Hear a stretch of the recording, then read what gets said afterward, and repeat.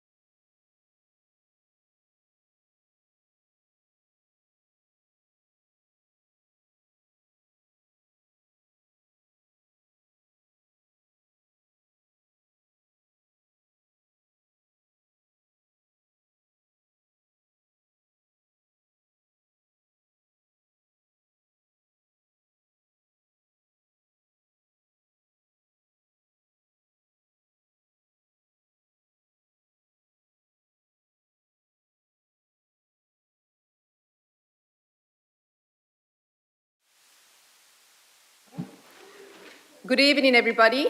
I hope, yes, you're all sort of ready and set. So thank you very much. I would like to welcome you all to Cambridge City Council's Planning and Transport Scrutiny Committee meeting. My name is Councillor Antoinette Nestor, and I'm the chair of this committee meeting. Please can those present in the room note that everything on your desk could be broadcast at some point as cameras within the room follow the microphone being switched on. If you're following the Teams meeting here in the room on your laptop, your audio, microphone, and camera must be switched off. If the fire alarm sounds, please follow officers who will leave the room and exit the building via the Peace Hill staircase and exit. Do not use the lift. I will now roll call councillors alphabetically by surname so the public can see who they are. Apologies have been received from Councillor Dikovic, and Councillor Griffin is attending as alternate. Thank you, Councillor Griffin. If there are any other apologies, please let me know. Any other apologies? No? Thank you. Are you present, Councillor Bagent? That's me. Councillor Bick? I am. Councillor Griffin? Present. Councillor Porrer? Present, Chair. Councillor Pounds? Present, Chair. Councillor Swift? Oh, yes. Yeah. And Councillor Tongue. Hello, yes, I am here. Thank you. Now, and thank you very much to the members of the public that are here. Oh, apologies, Councillor Thornborough, our Executive Councillor for Planning, Building Control and Infrastructure, Councillor Thornborough, is also present. Welcome to you. Hello. Apologies, your name was on the other side of the page. So, the officers present for this meeting is Stephen Kelly, Joint Director of Planning and Economic Development, and the Deputy Director of GCSP and 3C Building Control, Heather Jones. Thank you. And Terry De Souza, Planning Policy and Strategy Team Leader, and Lizzie Webb, Senior Policy Officer, are also here in the chamber. While John Dixon, Planning Policy Manager, and Stuart Morris, Planning Policy and Strategic Planning Team Leader, join us virtually. Thank you. Now, Committee Manager Claire Tuncliffe and Meeting Producer Sarah Steed are also present throughout the meeting. Thank you. Now, the meeting procedure for those who are not familiar with, the committee will receive a presentation from the relevant report author, and members will then discuss the report and vote on the recommendations. As chair, if the vote is split, I will have the casting vote. Following the vote of the committee, the executive councillor will be asked if they agree the decision. Now, agenda item 1. Have any apologies been missed? I said I asked before, but none. Okay, then moving on to agenda number 2. Please could committee members declare if they have any declarations of interest and identify which agenda item their declaration relates to. Of course, you can declare an interest at any time during the meeting. Yes, Councillor Bajan? Chair, I'm a member of CAM Cycle, and that applies to everything that happens in Cambridge. Thank you. Anyone else? No? Okay, thank you. Now we'll move on to agenda item number 3, the minutes. The minutes of 16th of January 2024 meeting at page 3 to 12 have been submitted to this meeting for approval. If there are any concerns, please could members raise them now, otherwise they will both be approved as a correct record. Everybody agrees? Yes? Okay, so it can be approved. Now, agenda item 4, which are the public questions. There have been 7 public questions received in advance of the meeting, and the text of the question will no longer be read out as it has been published in advance of the meeting. And Claire, I also understand that they will be put online as well, correct? Thank you. Okay, and now the Executive Councillor Officer has 2 minutes to provide a response. Public speakers then have an opportunity to ask a follow-up question for up to 2 minutes, and the Executive Councillor or Officer may respond as appropriate for up to 2 minutes. The Committee Manager will advise when the time periods are up. 30 minutes only have been allocated to this part of the meeting. Okay. But as Chair, I can extend this period. Oh, what is it? Feedback. Okay. Is it okay now? Yes, there's nothing. Okay. Welcome to the public speakers present here in chamber. So would the Executive Councillor please respond to question number 1 from Mr. Carpen? Thank you for your interesting question, Anthony. We are, of course, supportive of learning lessons for developments once they are completed. They are sometimes carried out, but often informally by design teams. As an architect, I know how important they are on every project, small and large. The Cambridgeshire Quality Panel Steering Group annual meeting recently highlighted the importance of these and in particular explored whether the design recommendations implemented had effective outcomes. I know the RIBA, which is the Royal Institute of British Architects, have recommendations on the issue and that they are part of the architect services. Unfortunately, the original architects are not always commissioned for the whole of the procurement process. After planning is obtained, some schemes are taken forward by different designers or by a team within the contractor's organisation. This is where some of the original important details might get lost. However, this is an area that our planning officers can take forward and consider through the new local plan process. This already has elements which seek to ensure proposed design standards are met upon completion, particularly on climate change requirements. Thank you. Mr. Carpen, do you have a supplementary question? And you have 2 minutes. I do, thank you. Thank you, Councillor Thornborough. Yeah, that arrived in the post today. So I note your point about post-occupancy evaluation, something that we rarely see much of. You've noted in my question, I threw in a couple of hyperlinks, in particular to the evidence session for the Levelling Up Housing and Communities Committee of the House of Commons, and the evidence given about the built environment and children in particular, not least because in South Cambridge we've seen some particularly poor examples of facilities supposedly for children ending up flooded because of poor drainage. I also note the Place Alliance Housing Design Audit for England concluding in December 2020 that new housing design is overwhelmingly mediocre or poor, and that 1 in 5 of the audited schemes that they surveyed should have been refused planning permission outright, and the design of many others should have been improved before relevant permissions granted. I wondered what conversations you've had with our local MP, Daniel Zeichner, given the speech he made a few years ago about some of the snags and the really poor quality design and build of some of the new homes that we've seen in Cambridge, and what can be done about that, not just in the short term in terms of enforcement, but also in the longer term. Thank you. Thank you for your extra points and questions. Yes, I spoke to Daniel Zeichner in relation to some of the build quality issues in Trumpington, and went to meet several groups of residents specifically about that, where Daniel came along, and also we've met to discuss some of the issues regarding cladding as a result of the Grenfell inquiry. So without a doubt, if there was more post-occupancy assessment, the buildings would be built better. For example, we have criteria for energy efficiency in buildings.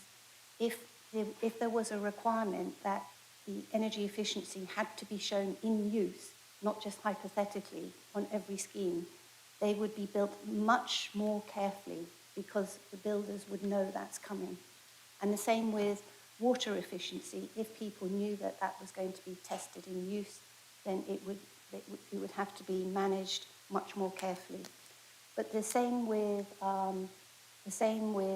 as you were saying, there's some really good examples about children's facilities in schools. Like, for example, I know schools where they were valued engineered, and things like the cooling aspect of a school is omitted and during the construction, and that means that they overheat in the summer, and this is going to get worse and worse and worse. So without a requirement for in-use evidence, it is really difficult to ensure that all of these aspects are met, especially when it's part of the design. There are aspects of quality which are dealt with through building control, but even there, it's really difficult to assess post-occupancy. We are talking with the colleges and university to see if they do sort of energy and use data, and that could maybe be used as in a central resource. Am I? So we're trying to pull that together, but it is a really, really good point and very important for getting quality in the built environment. So thank you. Thank you, Mr. Carpen. Now, would the Executive Councillor please respond to question 2 from Mr. Hugh Clark, please? Thank you. Thank you for your question, Hugh. When you came to this committee last time, there was a judicial review process being considered, so I was limited in what I could say. This planning application has followed the common path through the planning process. Pre-application process, design reviews. The planning application was assessed by the planning officers, including consultation with the council specialist, and a recommendation was framed by the officers accordingly. Members of the planning committee disagreed with the planning balance in this case that had been struck by the officers, and they did take into account the material considerations, and contrary to the officer recommendation, they refused the application. The applicant did not revise the scheme and resubmit, as they might have done, but submitted an appeal against the decision to the planning inspectorate. The planning inspector, following a public inquiry that rehearsed the planning arguments in length, reached a conclusion that, subject to refinement of the planning conditions, the proposal was broadly consistent with the original assessment undertaken by the planning officers, and the appeal was allowed. Since the planning committee discussed the appeal decision, the committee discussed the appeal process and the decision in that closed session on the 10th of March that you referred to. At that point, the judicial review hadn't taken place. I think we knew that it might come forward. So that there was the High Court, went to the High Court, and it was based, and a decision was made based on the environmental factors. And it was, the High Court decided that the planning application was policy compliant in all 3 stages, namely the City Council Planning Committee, the public inquiry, and the inspector's decision. So the conclusion is that the High Court judge refused the permission. In this case, the appeal was upheld, and we consider all appeal decisions, whether they are upheld or dismissed. I will ensure that the committee is given the opportunity to discuss the application for a judicial review, or the judicial review that happened, and the decision of the judge. So at another planning committee, the members who were involved in the original discussion will make sure we discuss this last aspect of this process. The council is acutely conscious of the challenges to our vulnerable ecosystem caused by climate crisis pressures and the potential impact on new developments. The Shared Planning Service regularly reviews its process as part of an ongoing response to such pressures and feedback from residents. I'm encouraged, for example, that the pre-application process now includes provision for elected councillors to raise any community concerns at an earlier stage. Members and officers alike will continue to take into consideration any contributions received as part of the planning process to inform any recommendation for the grant or refusal of a planning application. And I'm very happy to discuss this in more detail with you if you'd like to contact me outside of this meeting, because it is complex. Thank you. Thank you. Mr. Claude, do you have any supplementary questions? And you have 2 minutes. Well, firstly, thank you very much to Councillor Thornborough for her detailed reply, and I appreciate that. My supplementary question is as follows. At the Planning Committee on the 6th of March, council officers yet again recommended approval of plans that impacted on another important city and county wildlife site, the Adams Road Bird Sanctuary, with the ecology officers' support and 35 conditions. The bats, birds and amphibians who live and visit the sanctuary cannot speak for themselves.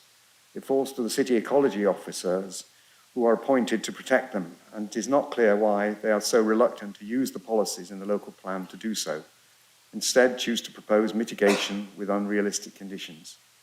It fell to Councillor Simon Smith to present a forensic analysis of the inaccuracies and inconsistencies in the ecology officer's report. As residents, we are grateful that members of the Planning Committee again voted overwhelmingly to overturn the officer's recommendation and refuse this application. This case shows that few lessons, if any, have been learnt by the officers from the internal review. Can the executive officer now provide a timescale, subject to the point about judicial review and your subsequent review with the committee, for a full call for evidence of concerns to be submitted, an outline of when and how these issues will be answered by the planning service? Thank you. Yes, I was on the planning committee that you referred to, and the planning committee will read all of the available documents and will listen carefully to the case made by the officer. But the committee members also listen to every point that's put forward by the applicant and by people coming in to talk for or against the application. So based on everything that was heard at the committee, not just the case officer's recommendations and the report, they made their decision. And it's a very interesting discussion that we had, and we definitely spent a long time talking about the policies raised and then other policies that the committee thought were important. We will see what happens with that. We'll see whether it does go to appeal, and if it does, whether it's upheld or dismissed. But every appeal decision is really interesting, and I certainly learned from it. So the pre-application process, as I mentioned, now has the opportunity for committee members and ward councillors to raise concerns much earlier.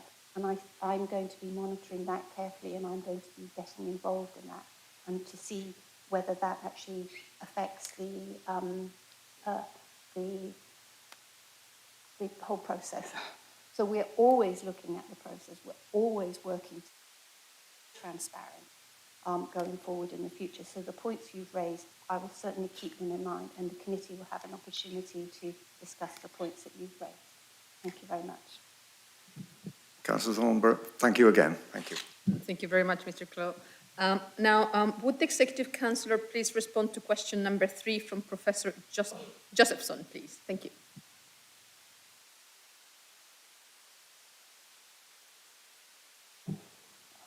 Professor Josephson, thank you for your question, and I appreciate you taking time to come to this committee. However, this committee is not really the suitable place to discuss detailed transport scheme, which has been prepared by the transport authorities.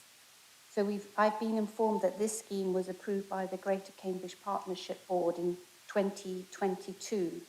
I'm on that board. I'm on the GCP Assembly, which scrutinises papers and proposals before they go to the board.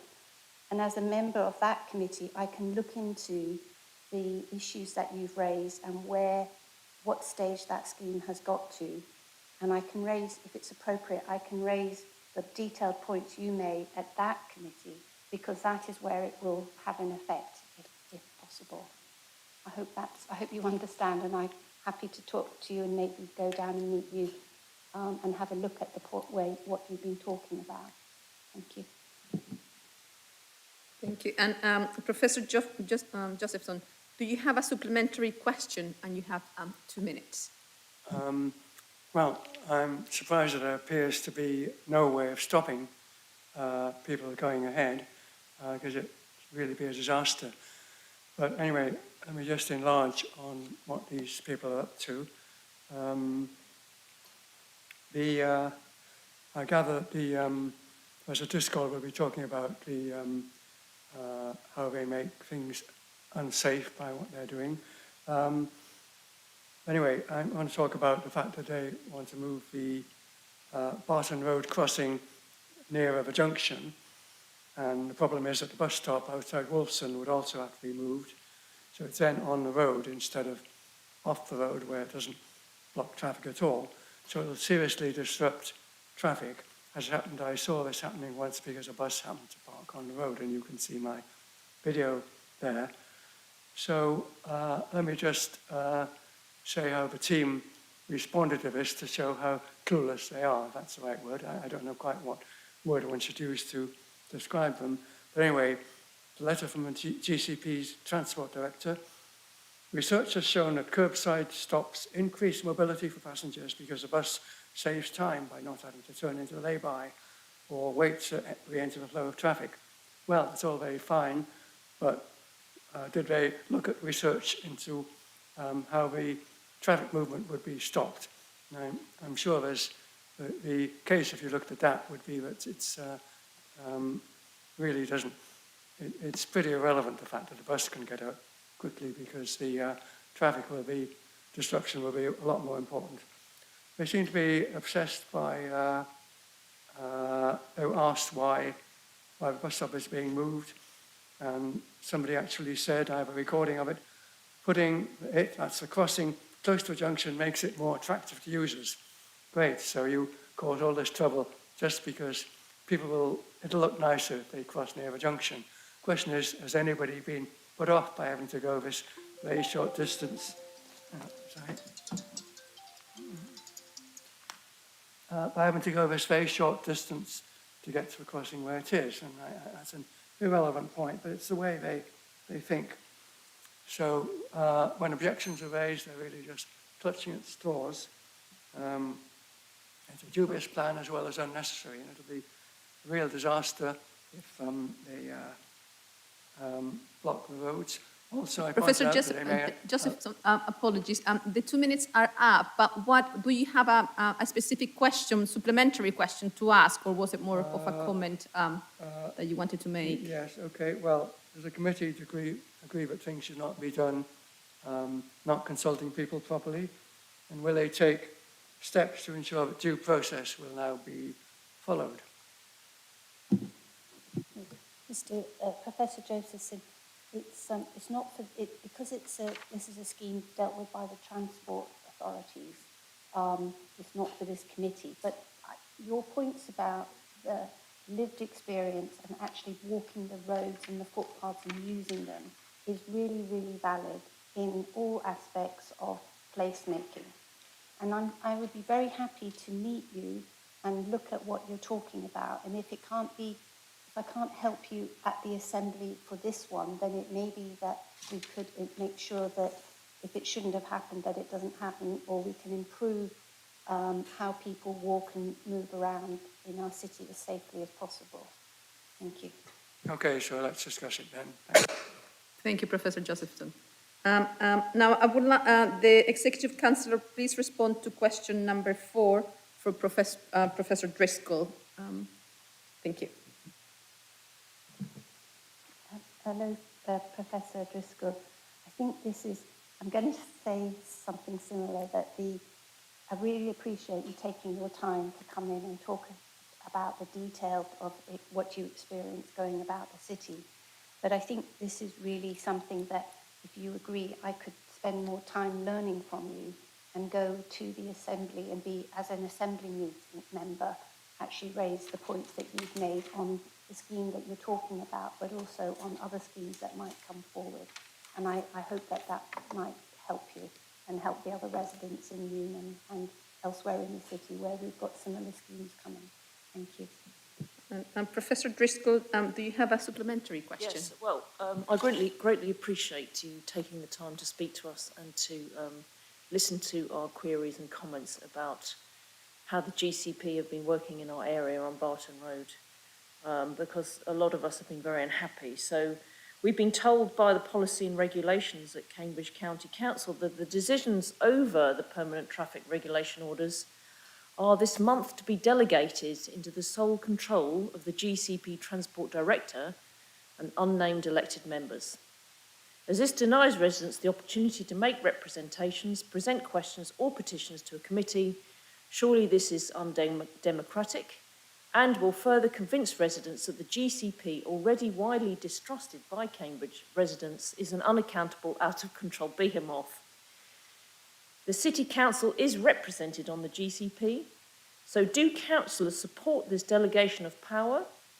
And if not, will they now take steps to reverse this decision in the interests of democracy and transparency? Thank you for your comments. At the Assembly, it is possible for people to collect petitions and present them at the Assembly, although in the short time I've been on the Assembly, I don't think there has been one, but that is possible. But also, any of your elected members, the ward councillors or the committee, I'm an Assembly member, we can certainly talk on your behalf.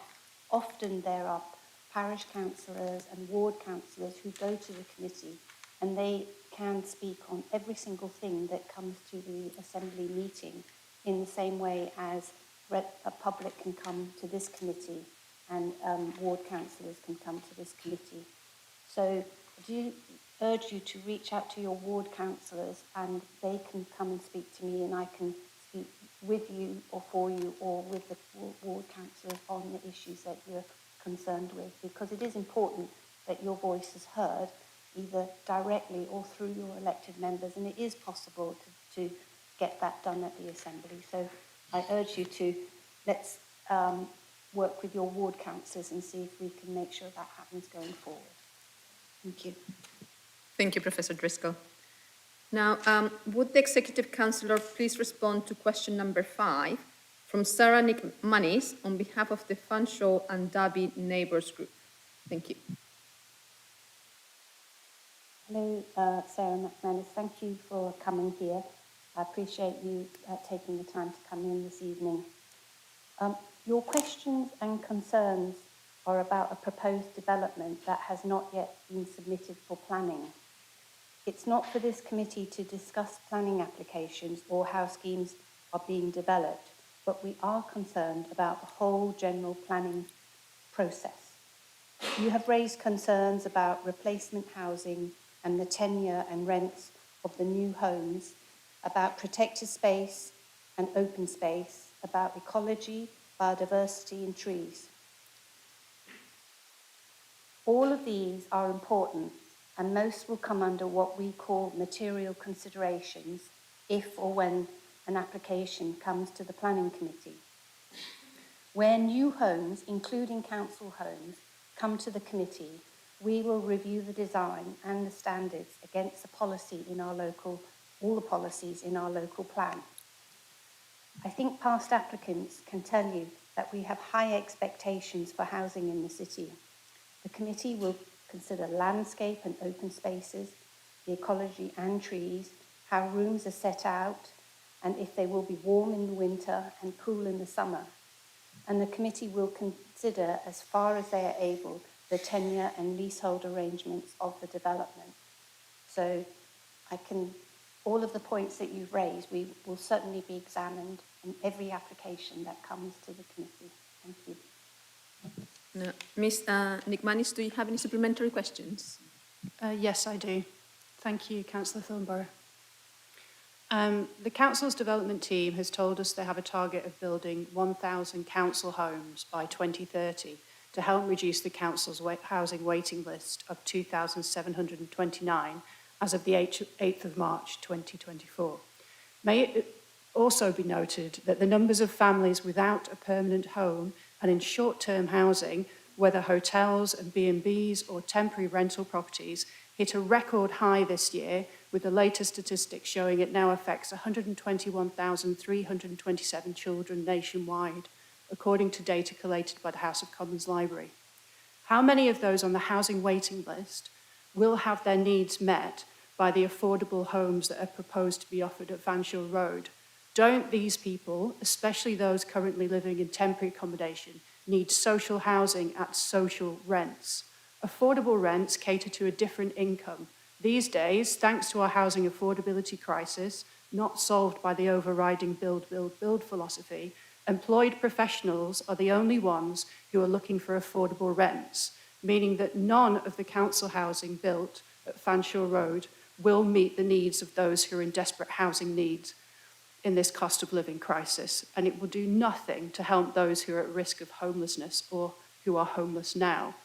Concerning biodiversity net gain, we understand that this is a new law which is part of the Government's Environment Act and will make sure wildlife habitats are left in a better state than before development, and in doing so, make a significant contribution to nature's recovery.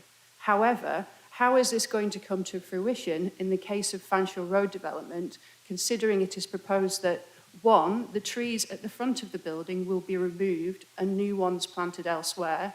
If we're going to be dealing with nature in these new economic terms, then surely this is a false economy, seeing as many of the newly planted trees in the Fanshawe Road area have perished due to the extremes in weather in the last few years. Two, a process of development means the ground in this area will be churned up and compacted by heavy machinery and inevitably contaminated with concrete dust. Over what period of time do you envisage there will be a net gain in biodiversity for compacted and contaminated soil? And then not to mention, well, Ms. McNamee, do you have the question? No, it's late, 2 minutes are up, so would you mind sort of getting to the question? I think I've been asking questions Yes, all the way no, through. so- Yeah. And surely the development will eradicate the habitats of the many species that have been found in the verdant area of Fanshawe Road flats. And in the case of the bats and the swifts, damaging their habitats is illegal. Thank you. Thank you for all the points you've raised. I can't talk specifically about the application, but generally all the points that are being raised are covered to some extent by planning policy, and there is changing legislation that we try to keep up with. For example, the biodiversity net gain. So the planning committee, when it comes, is a semi-judicial committee, so it's non-political, and the committee members, we have to have quite a lot of training, and it's not easy deciding how we should move forward, because we can't do things how we feel in our hearts. We have to be very careful looking at the material considerations. But a lot of the things that you've talked about, the trees, the biodiversity, the construction process, and even the not so much soil at the moment, but they are things that we can consider, and we will have to see how the scheme is proposed. Down to construction process, we often talk about how material is taken away and how is it brought back and how does it affect the residents nearby and dust and things like that. Demolition is really disruptive for residents, and we are always concerned about that. So we ask about that. So whatever any scheme that comes, those points that you've made will be considered on every single scheme, whether it's from the KIP development or from the university or private developers. We will do our very best to make sure it is policy compliant and to the expectations for good housing in the city. Thank you. Thank you very much, Ms. McManus. Now, would the Executive Councillor please respond to question number 6 from Councillor Smith, please? Thank you. Can't thank Councillor Smith because he hasn't come in here. But anyway, thank you for the question if you're watching online, Simon. Following the request from 3C Building Control a number of months ago, BDW invited the in-house building control service to inspect areas that had been exposed on 3 plots that are proposed to be retained. This happened last week. 3C Building Control observed no discrepancies in the installation of heave precaution. Last week. That was the first question. The answer to the second question. 3C Building Control observed no discrepancies in the heave precaution to the exposed plots against the design. However, the proposed retained plots are situated in 3 locations and the inspection was only carried out in 2 locations. Therefore, 3C building control still require one of the plots in the last area to be exposed for the inspection, and this will be arranged as soon as possible. Sorry, I've missed a question. That was the last question. So, all right, Sorry, that was question 7. that was question 7. So would, sorry. Councillor Smith is not online either. So would you mind, so this one was the answer for question number 7. So would Okay, you mind now question answering 6. question number 6? Sorry about Yes. that. Sorry, yeah. So BDW have confirmed that the replacement dwellings will not be built to the new standards for ventilation, conservation of fuel and power, and mitigation of overheating. They will not be built to those standards. 3C Building Control, the council's shared in-house building control service, are in the process of taking legal advice as to our next steps. Thank you. Thank you, and thank you, Councillor Smith. And then that concludes our public questions. Thank you very much, everybody. And now we'll turn to agenda item number 5. Members of the public, you can either stay or go, whatever you would like. So we'll move to page 13, which is the local plan timetable. And for this item, we're joined by John Dixon, Planning Policy Manager, and Stuart Morris, Planning Policy and Strategic Planning Team Leader. And I believe that the Planning Policy Manager will introduce the report. So thank you very much, Jonathan, and go ahead. Thank you, Chair. Hopefully you can hear me okay. So this report is all about updating the local plan timetable, which used to be known as the Local Development Scheme. And it's really the requirement to publish one of these timelines to show how we'll be producing our plan documents and the steps we will take and the timeline we will follow. We're required to keep it up to date, and in December, Michael Gove issued a written ministerial statement asking all councils up and down the country to make sure their timelines were up to date and to send his department an update, and therefore this report will enable us to do that. The last local development scheme, the timetable was updated in 2022. And that set out the timeline for the Greater Cambridge Local Plan, the joint local plan being prepared with South Cambs, and also the North East Cambridge Area Action Plan. Those timetables in that adopted scheme are now out of date, and the report proposes or seeks agreement to put an addendum on that local development scheme setting out the current circumstances and an indicative timetable. Most of the report really runs through a series of matters arising which have really limited our ability to move the plan forward as we anticipated in the 2022 timetable, but also make it challenging to do anything other than set an indicative timetable at the moment. And I'll run very briefly through each of those. So in relation to water supply, this clearly has had a lot of attention in the last few months. Our own local plan evidence, as we've been going through the stages of preparation of the Greater Cambridge Local Plan, starts to indicate there would likely be problems, particularly in the higher levels of growth being explored through those options documents. But then subsequently, the Environment Agency objected to Cambridge Water's Water Resource Management Plan, and that process has not yet been concluded. And also, they objected to a number of strategic planning applications related to large sites in the adopted plans. Obviously very concerning for both councils, and the matters were raised with government, who have established the Water Scarcity Group. That brings together all the relevant agencies seeking to find a solution to these issues, and you may have seen in the UK budget a couple of weeks ago, 2 significant papers were published setting out quite a strong range of measures being looked at to address both short-term issues and long-term issues, looking at how infrastructure can be sped up as well, which shows a really positive way forward in terms of water supply, but we still don't yet have the answer, particularly in terms of the long term for our local plan. The right evidence is being prepared, but we still need the outcome of that process to inform our next steps of the plan. In terms of transport, a lot of work is underway looking at how transport can address the development needs of the city. But clearly significant changes took place towards the end of the last year, including the making connections proposals not being taken forward, and also at that time a pause to the Cambridge South East Transport Scheme due to rising programme costs. Now again, a lot of work is underway to address those transport issues, but we still need to know the outcome of those to inform how we can move the plan forward. In terms of northeast Cambridge, the development of that area is dependent on the relocation of the wastewater treatment works, which is subject to an entirely separate development consent order process by Anglian Water.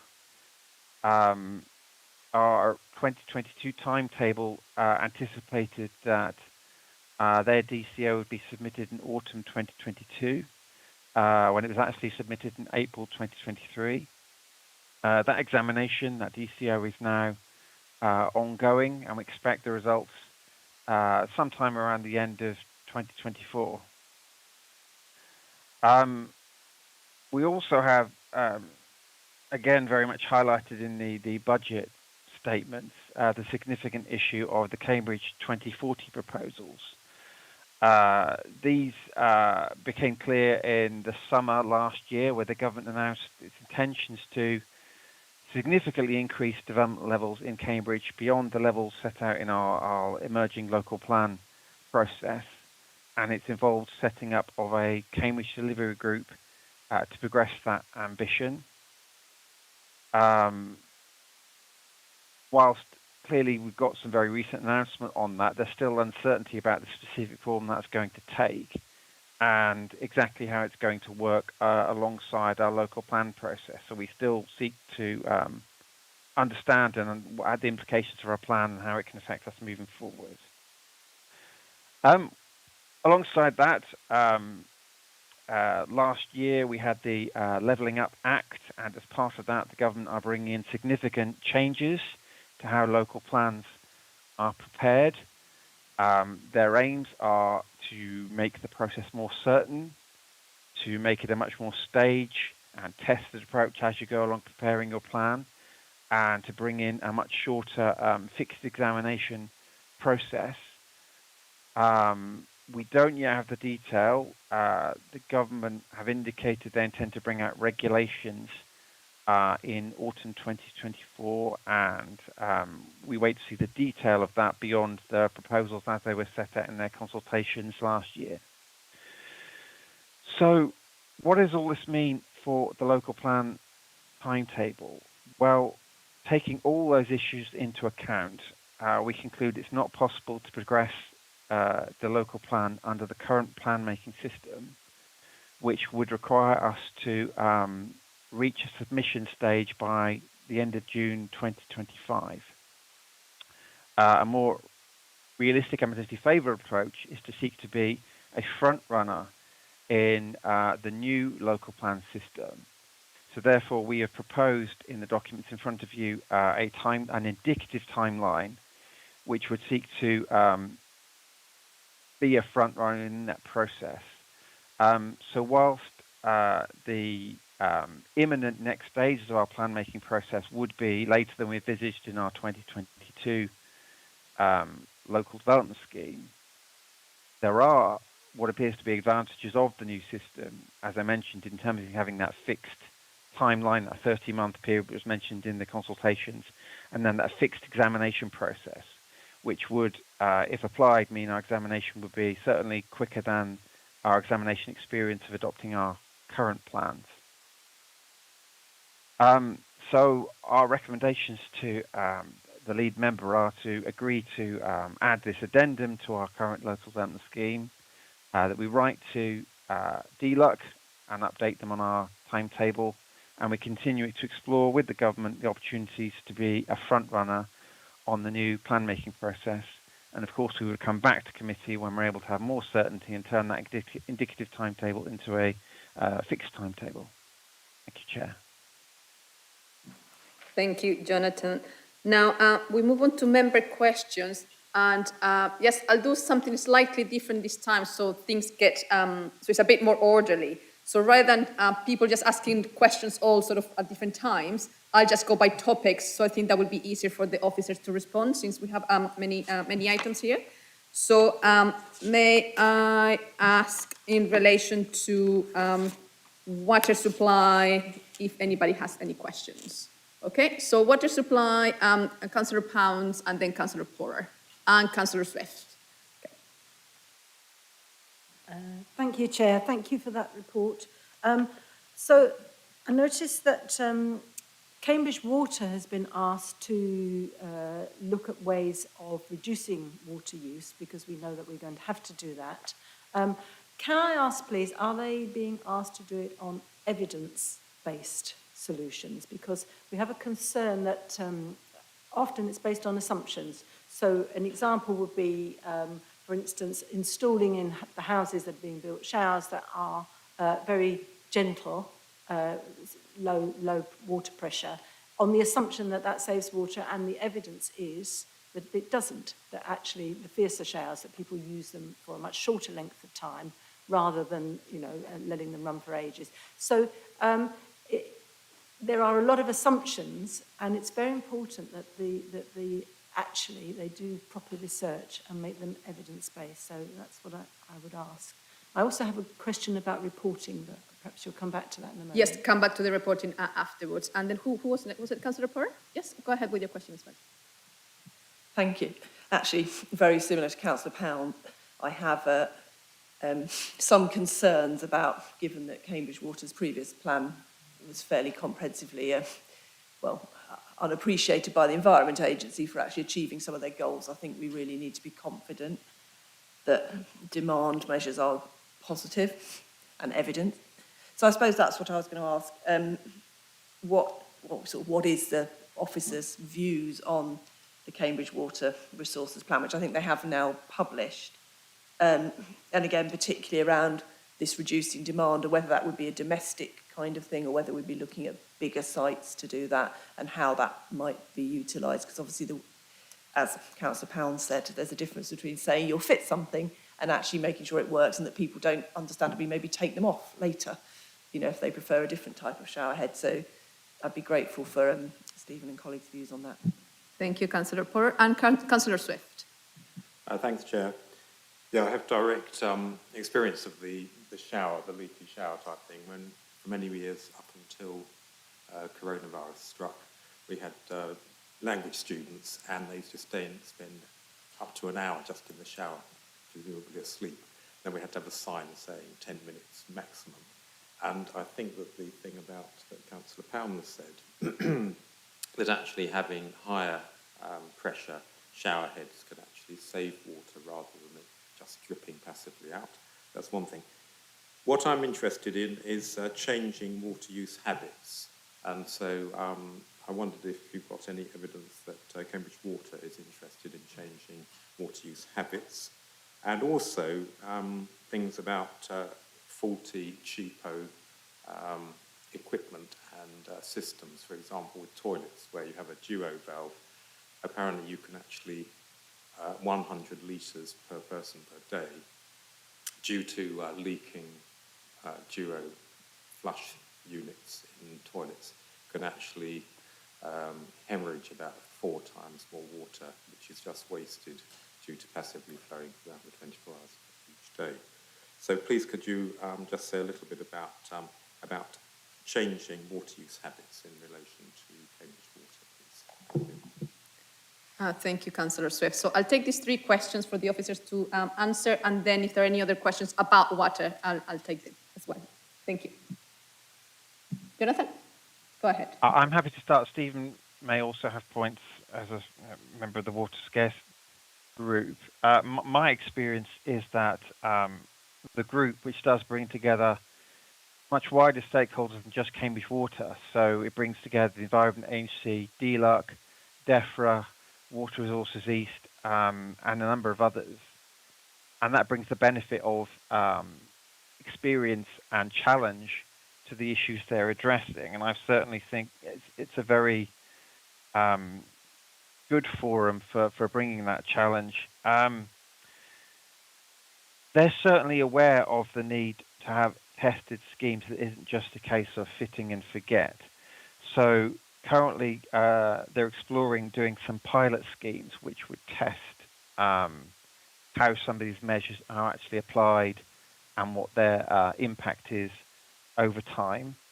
I'm certainly aware of a number of other projects looking at evidence solutions. So we're working directly with, in this case, an Anglian water scheme, where they're looking at water recycling measures, the implementation practicalities and costs, so we can use the evidence to inform our own local plan evidence.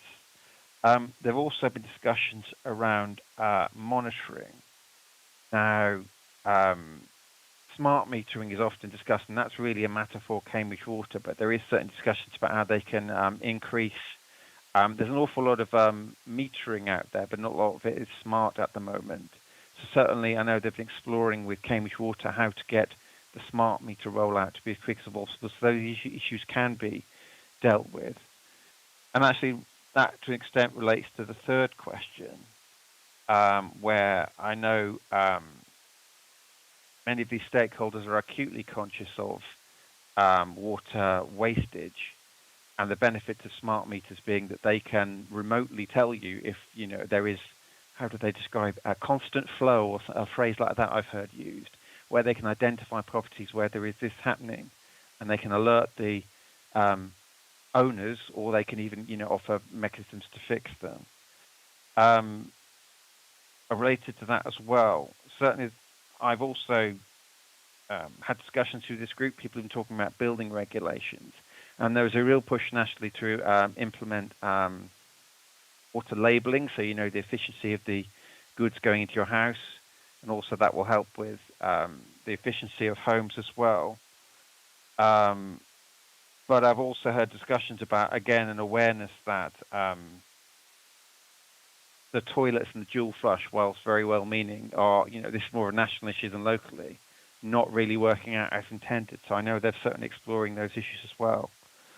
On the final point on the WMP, you're right, another version has been produced. I think this is we're on to about the third version now. So I think we're largely in the hands now of the Environment Agency, DEFRA will be reviewing whether that is now going to meet the requirements, because this process has been going a long time. I think we're now over a year since the first draft was published. But getting to the end of this process will very much give that certainty, hopefully, that we can move forward with these wider schemes coming out of the water scarcity group. Thank you. Have you got anything to add? Thank you, Jonathan. And yes, Stephen, yes.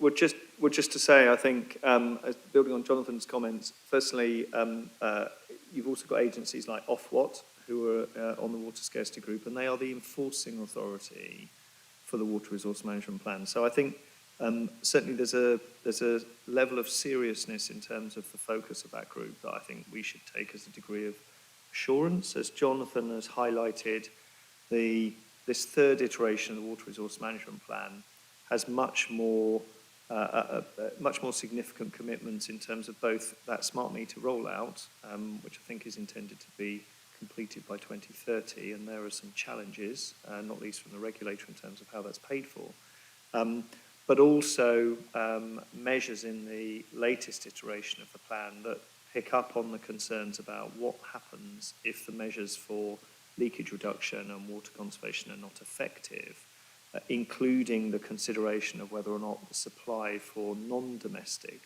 water, there's a legal requirement for Cambridge Water to supply domestic water, but that automatic requirement doesn't exist for non-domestic water. And certainly the conversations that Jonathan and myself have had with the Environment Agency, who are scrutinising this plan almost more than any other water resources management plan in the country for these because of their concerns about the provenance and effectiveness of the measures and the scenarios that can then happen if they fail to achieve the targets that they've put forward because of the risk of environmental deterioration.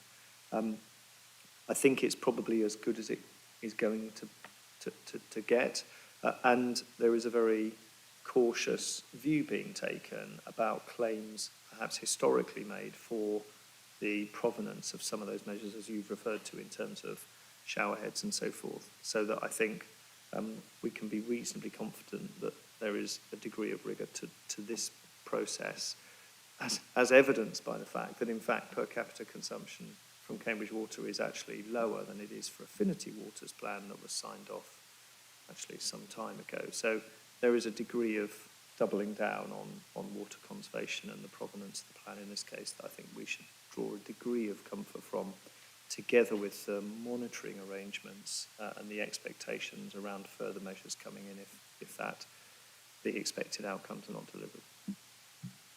Thank you, Stephen. And then another round for questions about water, if anybody else has any other questions in relation to the water issue. Now, I have a quick question, Stephen, and then Councillor Blajan, and then Councillor Pounds. Anybody?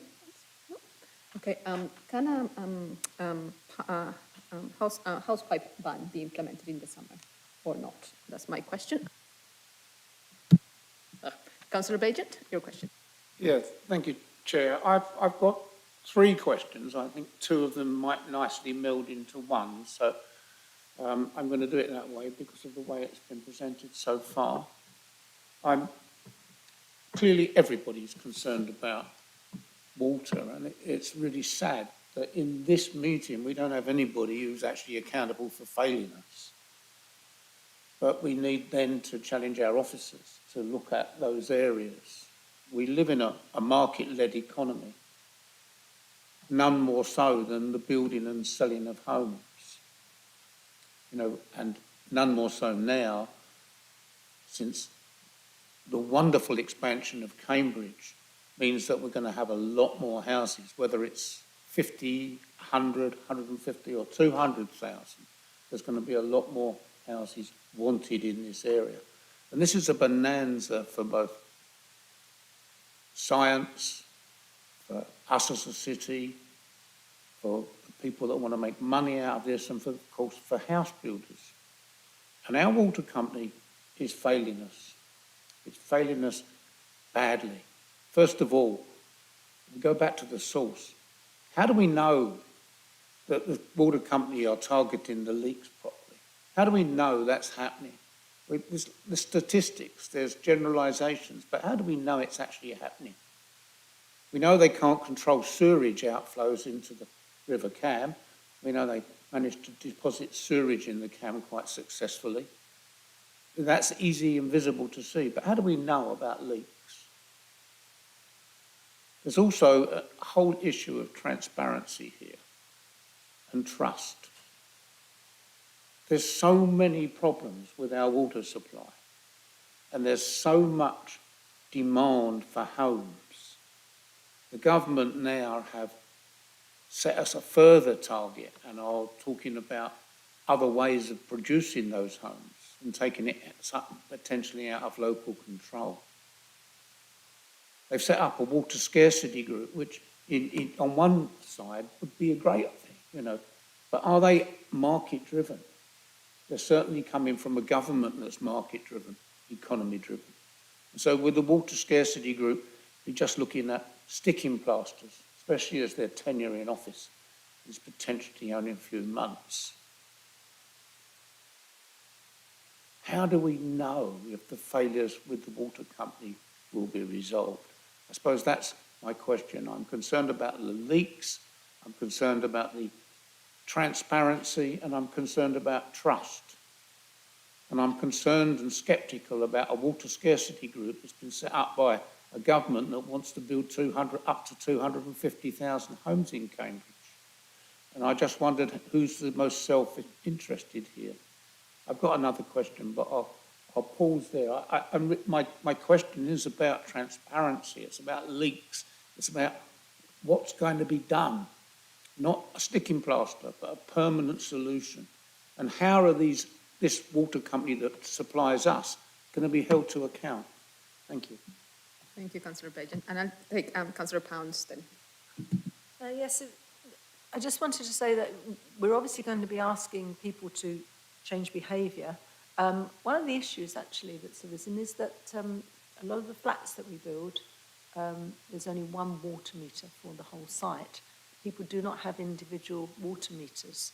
So I'm wondering if that's something we could factor into, you know, our house building programme, because I think people are very willing to check their water consumption and to take part in this, but if they don't have a water meter, they can't.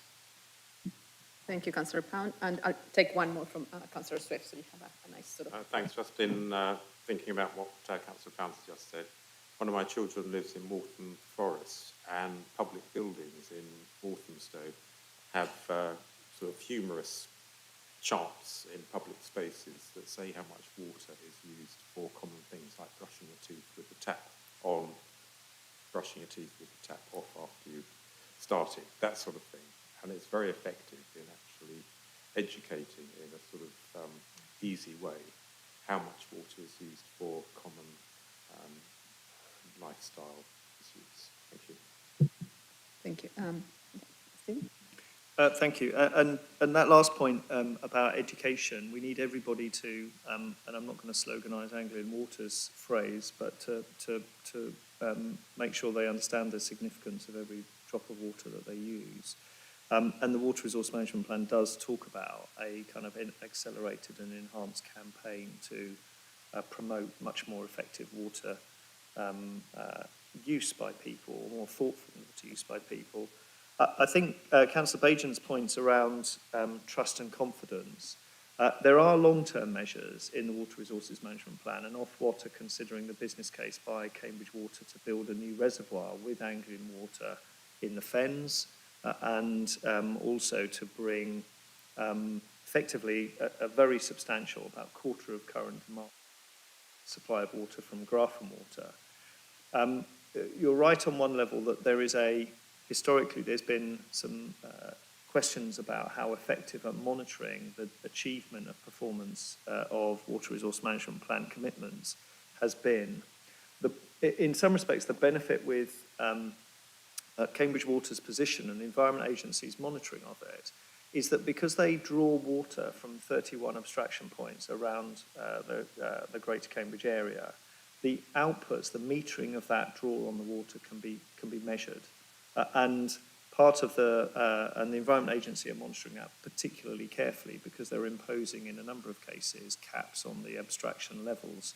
So although in a kind of open system where we had lots of reservoirs, for example, it would be quite difficult to work through rainfall and water in reservoirs and what that meant for leakage reduction.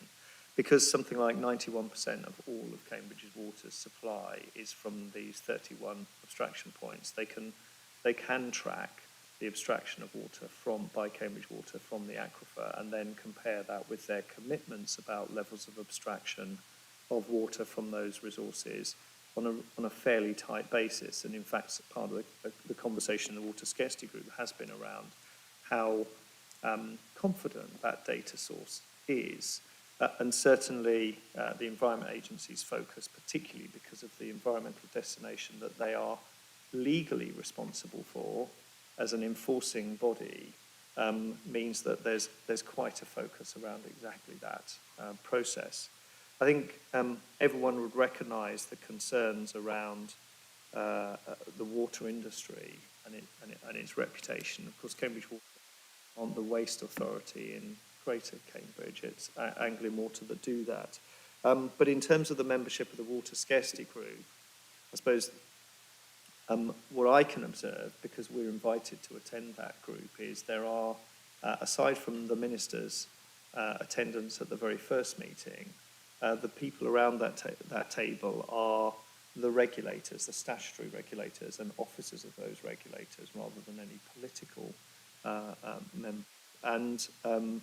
And that includes DEFRA, Ofwat, the Environment Agency particularly.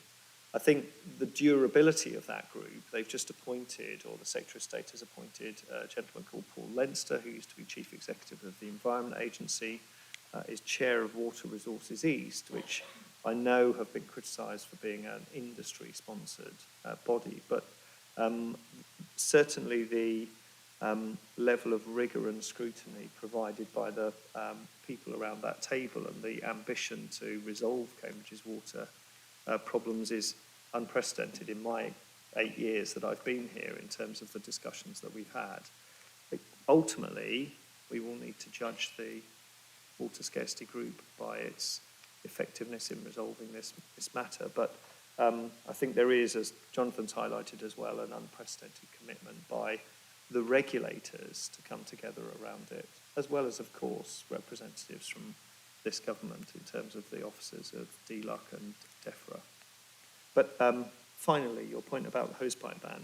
One of the areas in which I think the Environment Agency have been particularly concerned is how responsive the previous water resource management plans were to drought conditions. And I think partly a reflection of their surprise that through the driest summer in modern records, there was no hosepipe ban instituted, goes to the heart of some of the challenge that they've put into the water resource management plan.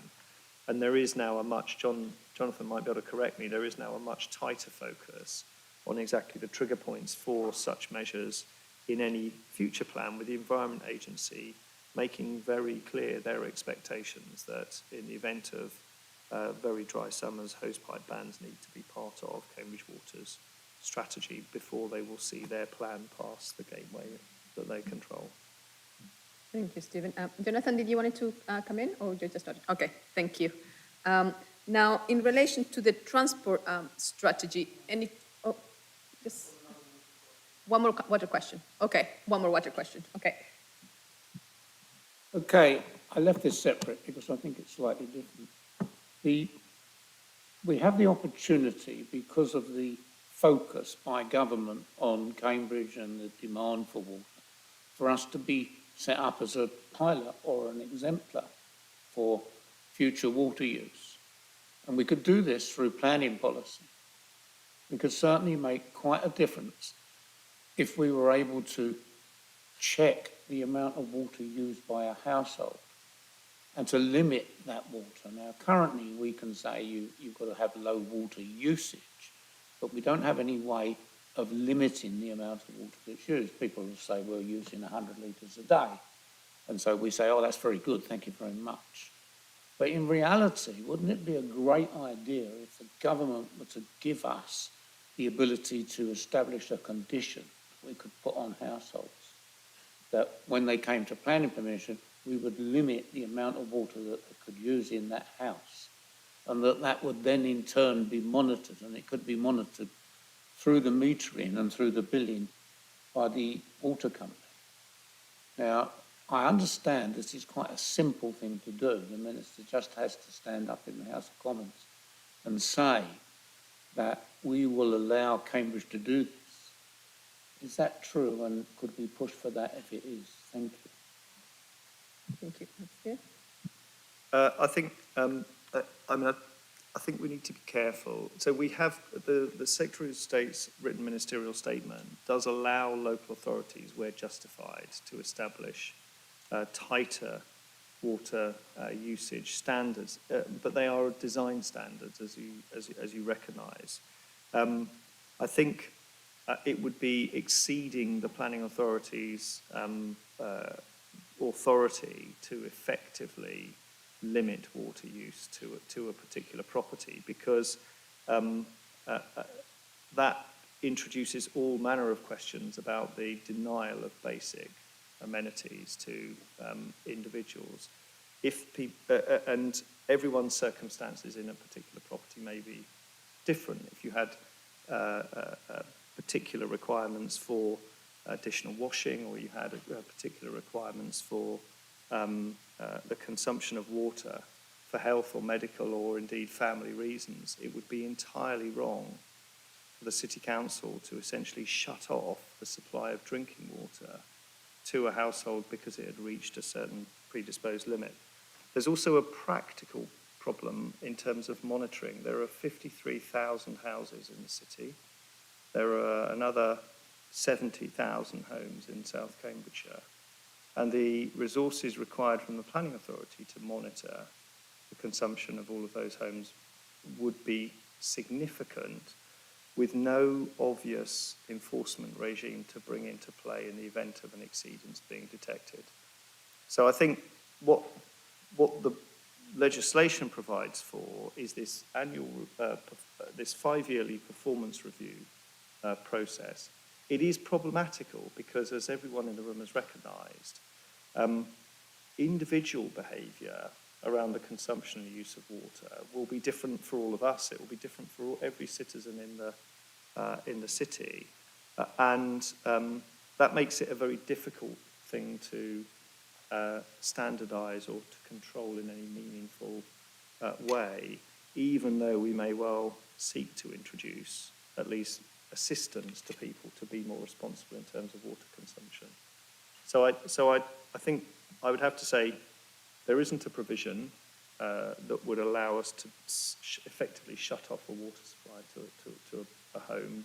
There's a legal right to that water, and I can see it presenting enforcement issues. I think what we collectively need to do is to help probably the discourse across Cambridgeshire about responsible water use, and continue to press for all of the measures that we've talked about in terms of labelling of equipment, the type approval process for building regulations that means that taps and alternative taps are all designed to a low flow standard. And in a sense, to continue what we are doing around the requirements on new homes. The other, you highlighted a kind of lack of innovation, but it is interesting. The water credits program that we touch upon in the paper is a pilot for the UK. It isn't something that is being done elsewhere, and that interplay with the planning process in which people are expected to contribute towards effective water management across the area, which could include nature-based solutions, so enhancing the resilience of watercourses, is something that hasn't been tried in any other part of the country. There are neutrality programs and so forth, but it's the first time it's been tried for potable water. And I think that may well also help to drive a wider conversation about effective management and mitigation. Thank you, Stephen. Councillor Begin, just 2 minutes so we can move on to the next section of transport, okay? Well, yes, Stephen, you're right, but we need radical measures. And I think that nobody would talk about cutting off water supply, but we could use that famous financial burden that if a person exceeded the amount of water that was allocated to their home, then the price of water would increase. I mean, whilst we're trying very hard to publicise and persuade people not to leave the tap running whilst they're cleaning their teeth, we allow people to run hoses all through the year. We allow swimming pools to be built without any restriction or very little restriction.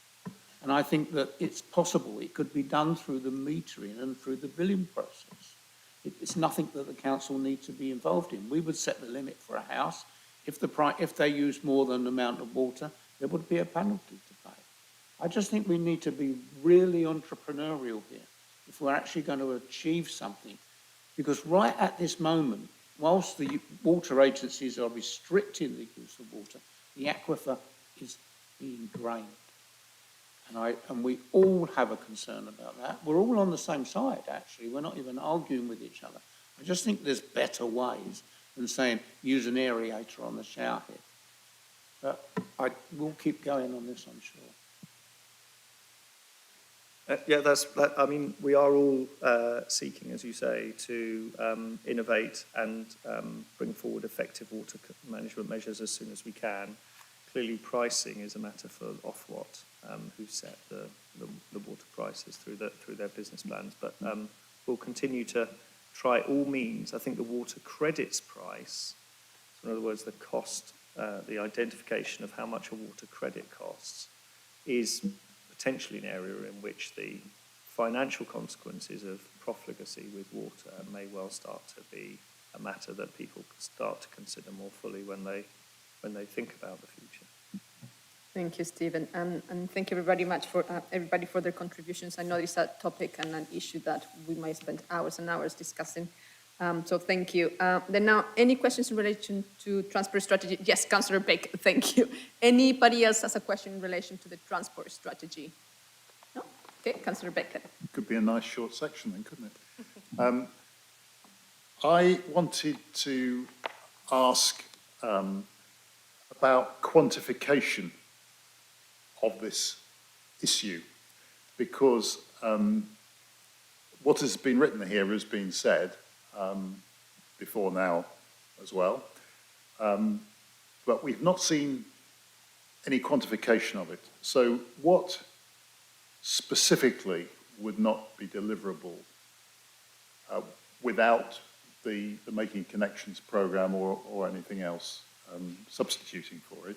And are we talking there about development that would be in the city or development in the South Cambridgeshire area? Because one could think up rationale behind either or both.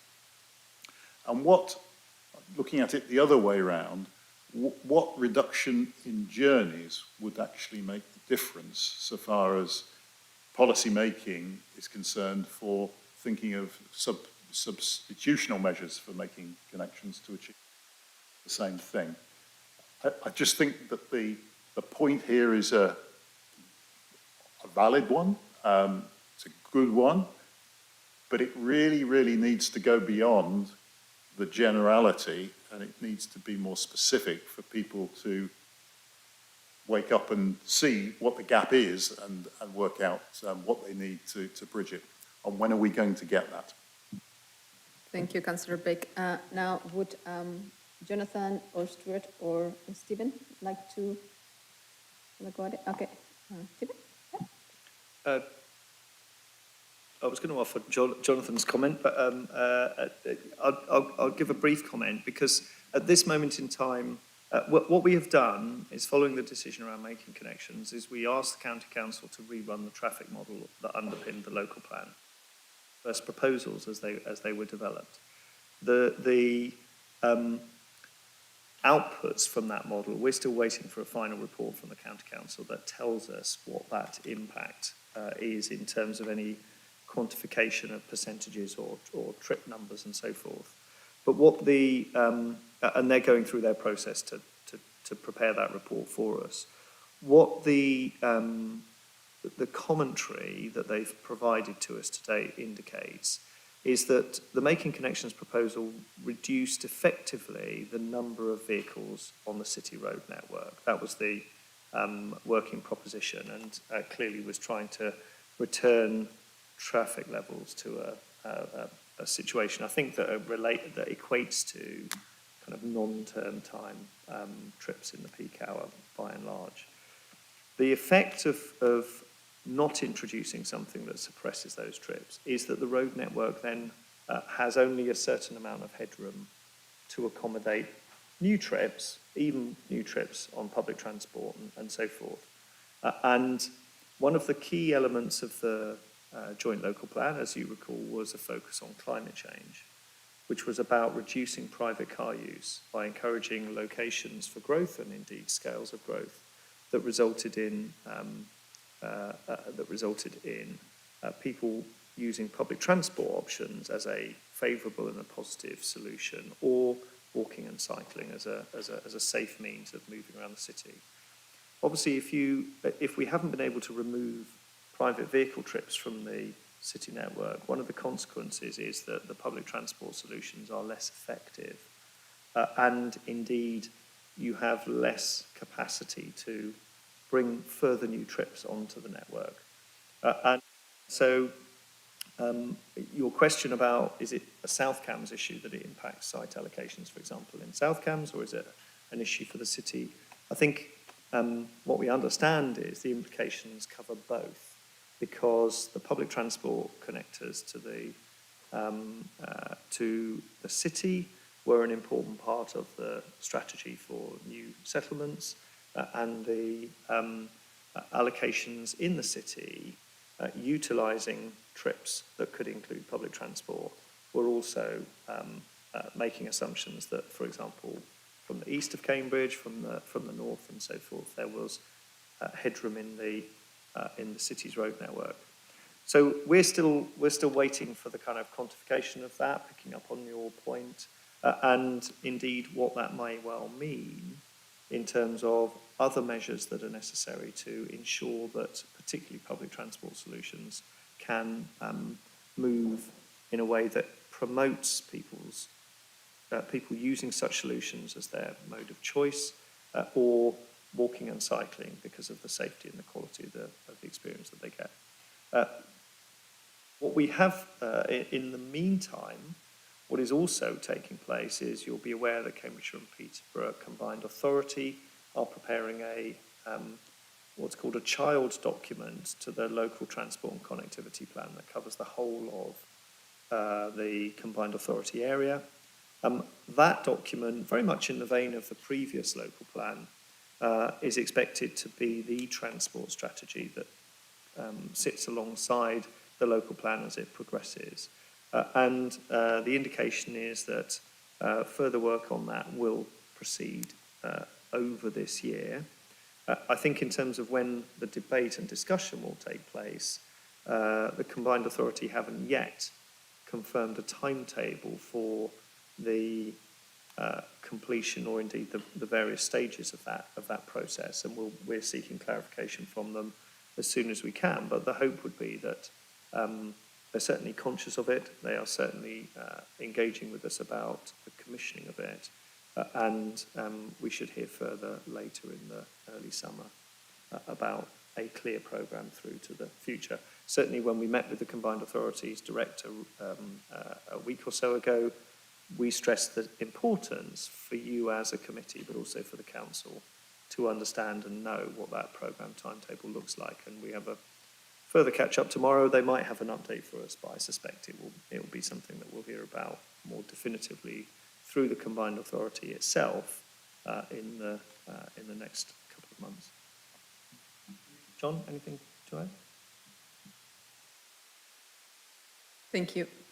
Any other questions about transport? No? Okay, now I'll just move towards any questions about government's planning reforms. Yes, Councillor Porter, is it about transport or reforms? Okay. Reforms. Yes, no, I think generally I'm supportive of the idea of the front-runner status. I suppose I just wanted to raise or ask officers if there are any risks with that. And I think I raised this, last year. Obviously, because we have a lot of our plan making held up by other things, so development control orders, all those kind of things, is there a risk if we move to the kind of quicker 30-month thing that we may then get caught out if we can't achieve what we need to? So I say it's just really some reassurance about the benefits or the disbenefits of doing this. Is there anything at risk and why officers think this is a good idea? Although I think broadly I'm supportive of it, but it would be useful to have some reassurance. Thank you. Thank you, Councillor Porter. Any other questions in relation to government planning reforms? No? Okay. John, they've heard enough from me. Do you want to? Well, clearly, when you're moving to a new system, clearly there's an element of risk because you don't know all the details at this exact point. But if I turn the question the other way around, if you think back to our last examination, which was 4.5 years long, is there actually a risk of carrying on with the current system? Because we don't get that reassurance in the current system there's going to be a succinct timetabled process through to completion. So, I mean, there are risks of, certainly we're still awaiting the regulations, so we need government to keep moving forward and developing the new system. But we also have advantages because we are, well, I like to think we are a front runner already. DLUC is certainly, in my experience, interested in our ideas about the plan system. We've certainly met them on the digital side of things. We're doing a number of what they call prop tech projects, where they're investing in the planning service, and we're looking at issues about how we process representations more quickly. We've met them to talk about how a templated approach to plan making might actually work. So I think there's also a lot of advantages because being in the tent, as it were, we can hopefully work with them as the system comes forward and be at that real forefront in getting to a new plan as quickly as possible that can help us. Have an up-to-date plan and make sure the system works for us as well. So there are risks, but I hope there's also great opportunities, I guess, in summary. Thank you, Jonathan. Any other questions in relation to this point? No? Okay. Now, any questions about Northeast Cambridge area, Cambridge wastewater treatment plant relocation? Yes, Councillor Beck. And any other questions? No, Councillor Beck. The report says that a number of land parcels within the North East Cambridge area are already coming forward with planning applications ahead of the area action plan or the local plan. I wonder if I could have, or we could have a succinct pointer to what the basis for evaluation of those is and would be, and how our planning committees can act with assurance that their decisions aren't going to be overturned by the planning inspectorate. I'll pick up on this, probably if anyone else wants to comment. Terry's here actually, was involved in the AAP, but we've got several, it's important to remember that actually a number of the sites are covered by an allocation in the adopted local plan, local plans for employment-led uses. So we are facing a development plan context in which there is support for employment-led development in the North East Cambridge area. However, what we have done is using the work, the evidence base that was prepared to underpin the area action plan to assist us in the responses to individual applications. More recently as well, we've created more of a tighter development team approach with an overall coordinator for all of those applications. And through the work that Philippa and the team are doing, the Joint Development Control Committee are getting more involved with more presentations on those schemes to try and ensure that they can also see how some of these threads are connected. There are some challenges, particularly around comprehensive infrastructure delivery that we're working with the County Council on to try and resolve. We're also exploring whether or not this would be an appropriate location to bring forward a community infrastructure levy for things like strategic transport contributions, which is fair to say we're getting an element of pushback, but at the same time also with county colleagues' recognition of the importance of getting it right, even in advance of the area action plan around things like transport planning and transport strategy. So I think we're doing what we can with the available evidence. It is obviously a fact of life that at the same time as we're paused on a development plan process because of the development consent order, the economy of Greater Cambridge is agitated and excited to the extent where these schemes are coming forward at some pace and with significant resources.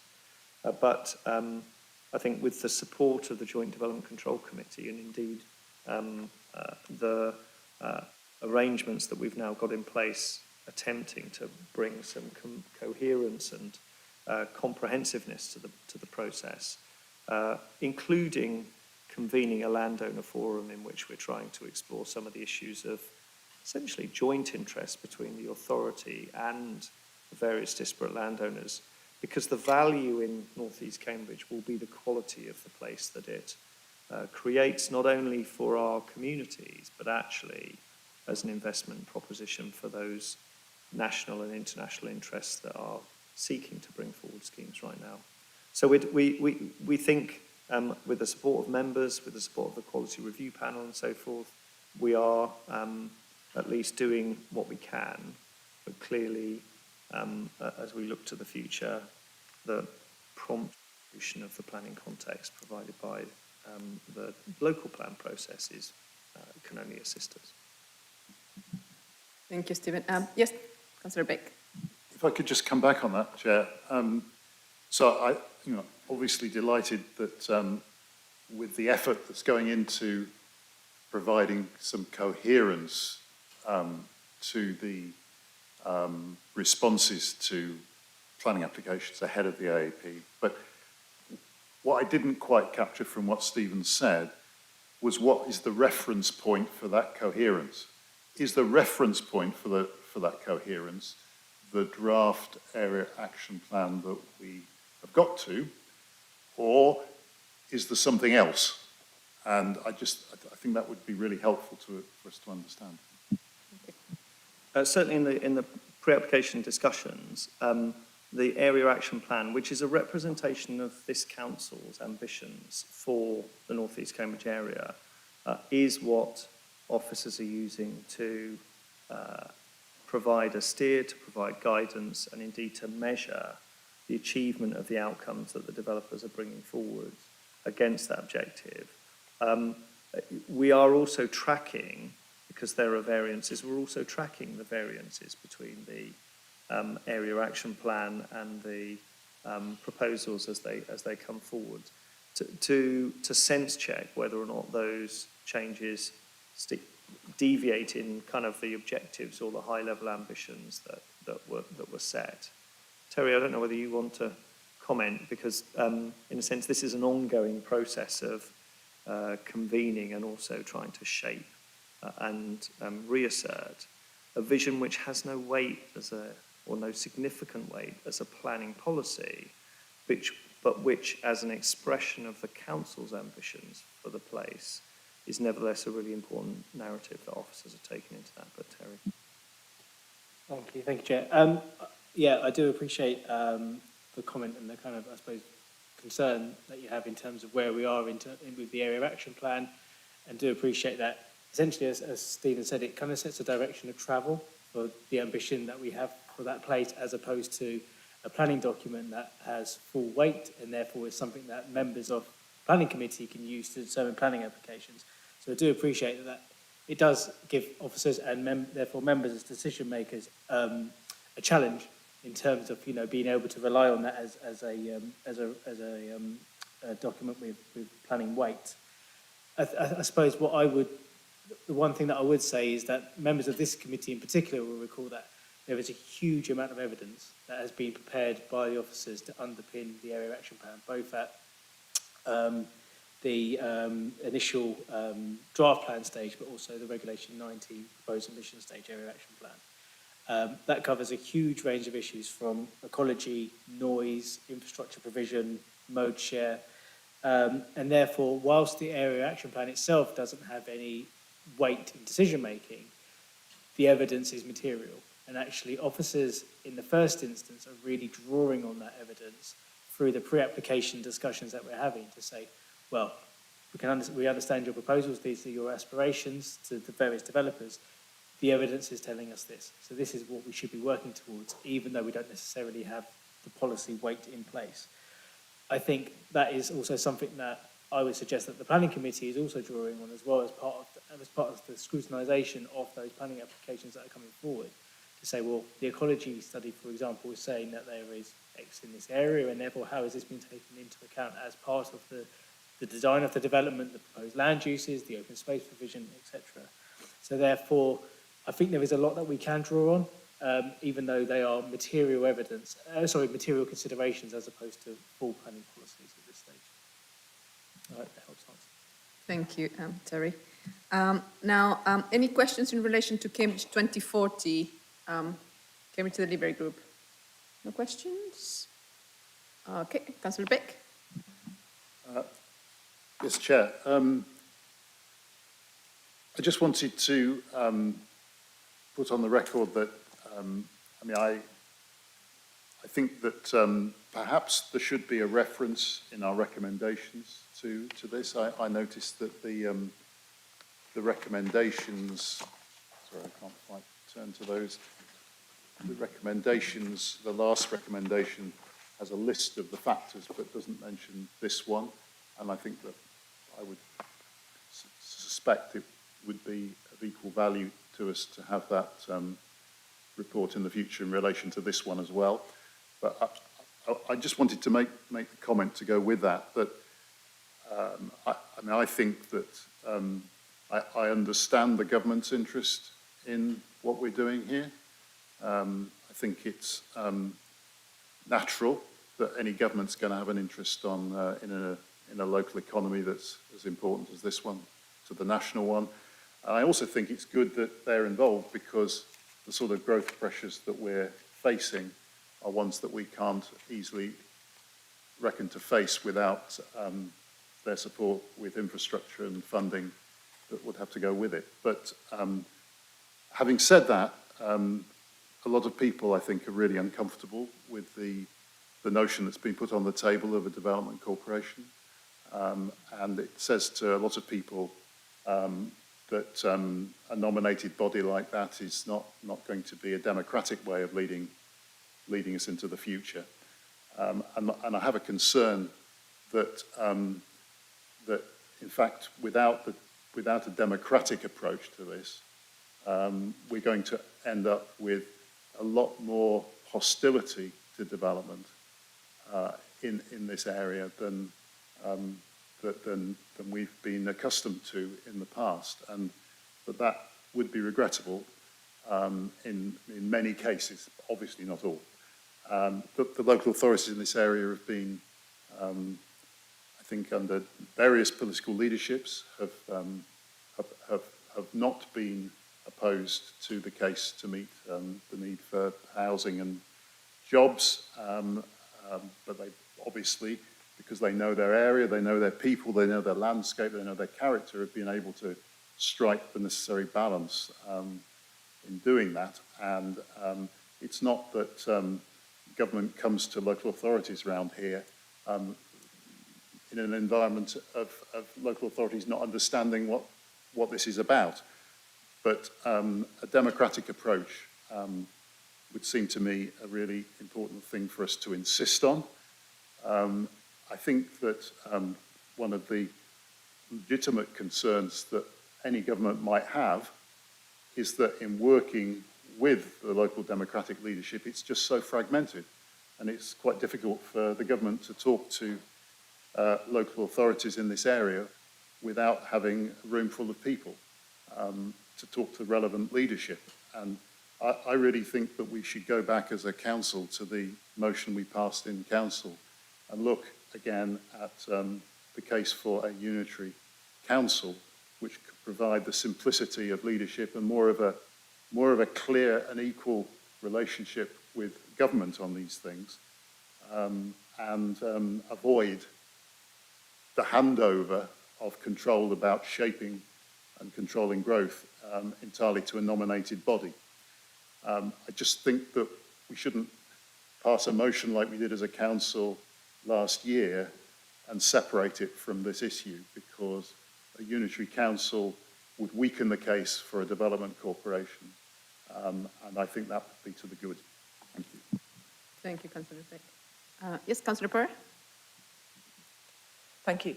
Yeah, I also share the concerns about a development corporation. You know, I think they're often used where there's no demand to try and stimulate an economy. I think we don't have that issue here. We have a lot of demand. So just to echo Councillor Bick's concern. I also just wanted to ask a recommendation to D, where we talk about bringing a specific timetable back. Could officers or the Exec Council give an indication of when that is? Because I'd quite like to have an update fairly regularly on this, because obviously it's so critical. So I would hope that even if we don't have a complete timetable, I'd quite like it to be coming back to this committee for regular updates, please, just because I think cross-party we're all very interested in what's happening. So I don't know if that's the Exec Council's decision or officers, but I'd be grateful if you to commit to doing that. Thank you. Yeah. Councillor Pembrose? So I'd be interested to see what the officers feel about adding Cambridge 2042 recommendation D, as Councillor Bick suggested. But we can absolutely agree that the democratic process is really important and actually fundamental to the council and all of us as elected members.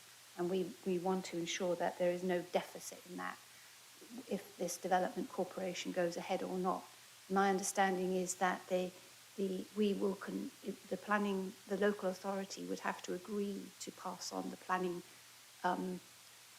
services to the development corporation, and And at the moment, that would be not my recommendation.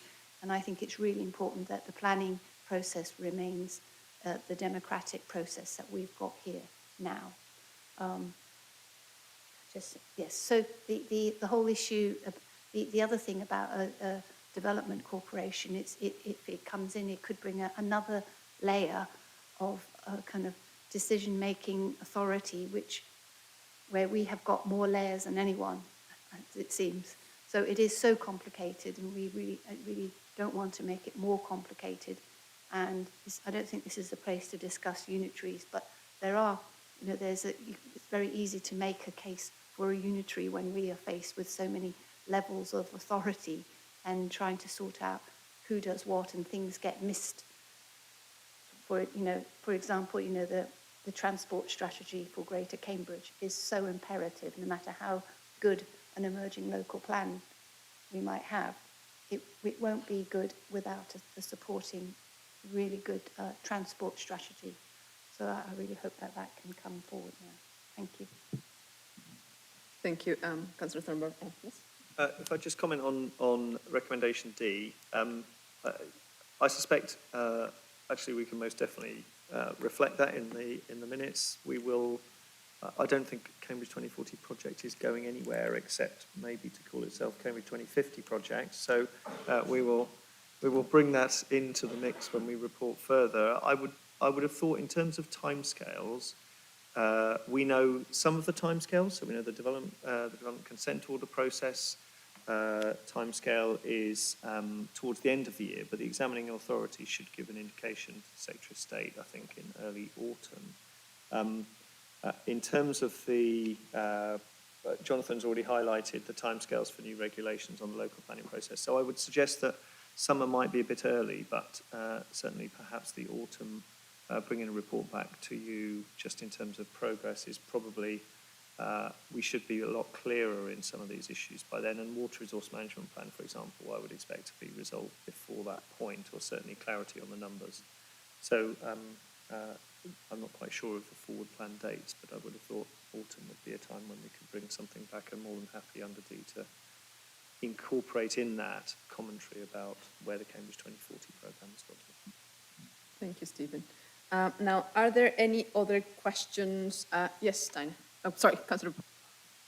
Thank you. Yes, that was my point on reporting, which Councillor Porrer has also raised. It's just that there are so many ifs and buts and so many different strands going on here that it would be much appreciated. I think if we could have regular briefings, just on progress and direction, because the direction of travel seems to change quite a lot. Perhaps at each scrutiny committee, I think that would be very, very helpful. Thank you. Thank you, Councillor Pounds. So would that be possible then? I have to be honest with you. I think that the next scrutiny committee, we will not be in a position to report to you in terms of any meaningful progress. We've got the pre-election period, and then we've got early summer for the next planning transport scrutiny. So, but I think there's 2 points I would make. I suppose we won't be in a you won't be in a vacuum as members. We will be talking about the local plan process, not necessarily in this meeting for you to scrutinise in advance of it. But I think drawing those threads together in the autumn is probably meaningful and of value to you in this forum to do that. I'm not sure we'll have a concern, because the streams of work are all running at different paces, and so our ability to kind of give you something coherent is probably going to be more difficult in the shorter term. But if we could stick with an autumn timetable for a report, by all means, I'm sure Councillor Thornborough will be happy to update you on the kind of specifics, because we brief her obviously on a regular basis in terms of events if you've got a particular question. Thank you, Stephen. Any other questions on this item? I know it's the Greater Cambridge local plan timetable, and it's very important to everybody. So now we'll go to the vote, and it's on page 14 of the agenda pack. Right, so all those in favour, please raise your hand. Unanimous, Chair. And then does the Executive Councillor agree the recommendation? Yes, and thanks for the officers for all hard work bringing this complicated issue together for us. Thank you. Thank you. Thank you very much to the officers. It's very important work. Now, are people okay to keep going, or do you want a 5-minute break? Yeah. Okay. Let's just do 5 minutes. Yeah, sort of a break. Yes.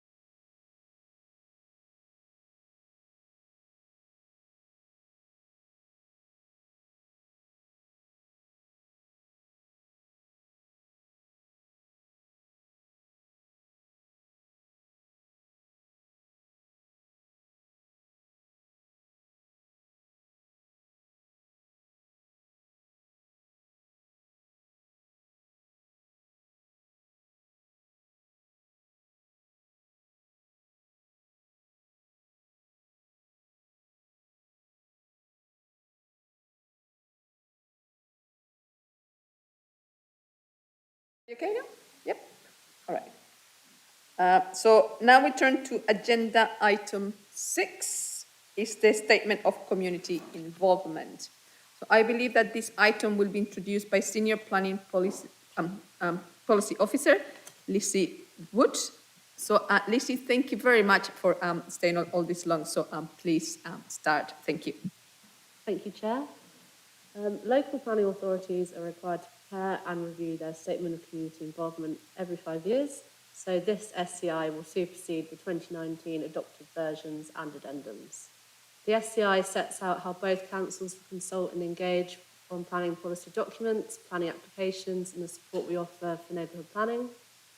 The consultation methods set out in the document include the minimum statutory requirements that councils should achieve, but we are ambitious in going above these standards in the planning process when engaging with our communities and other stakeholders. The SCI sets out new examples of how we can engage with our communities and includes reference to our award-winning youth engagement service that works with underrepresented young people in the planning application process. We have also included the emerging proposal for Cambridge's urban rooms that we can facilitate meaningful discussion with groups representing the local community. Whilst it's not a statutory requirement to do so, we went out to public consultation on the SCI in October for a 6-week period and carried out 2 in-person events and 1 online event to increase our outreach and participation. We received over 50 comments, which is fairly typical of a document of this nature and is an increase in representations received from our last SCI consultation.